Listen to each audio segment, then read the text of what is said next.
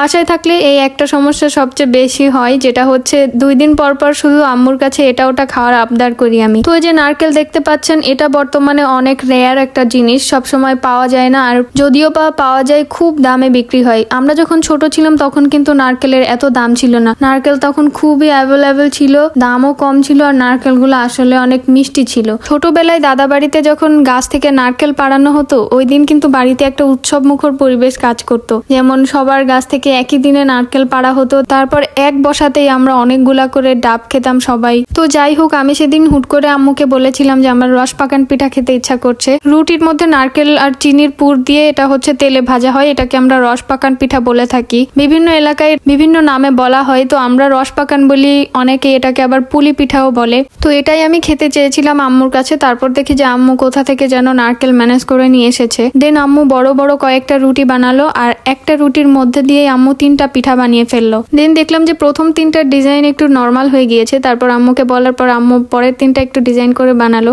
দেখতে কিন্তু খুব সুন্দর লাগছে, একদম পারফেক্ট হয়েছিল। আর এই পিঠার স্বাদ আমার মনে হয় কম বেশি প্রায় সবাই জানেন, আর বেশিরভাগ মানুষই এই পিঠা পছন্দ করে থাকেন। তো আমারও অনেক বেশি পছন্দের। আমার মনে হয় এই পিঠাটা গরম গরম খেয়ে নেওয়াই বেটার, কারণ যখন আস্তে আস্তে এই পিঠাটা ঠান্ডা হতে থাকে তখন ভিতরের নারকেলের সাথে যে চিনিটা মিক্স করা হয়, ওই চিনি থেকে কিন্তু আস্তে আস্তে রস ছেড়ে দেয়। তো তখন পিঠাটা অনেক বেশি নরম হয়ে যায়, আর গরম গরম থাকতে যেরকম টেস্ট থাকে ওরকমটা থাকে না। তো আমি যতটুকু পেরেছি গরম গরমই খেয়ে নেওয়ার চেষ্টা করেছি, আলহামদুলিল্লাহ অনেক মজা হয়েছিল।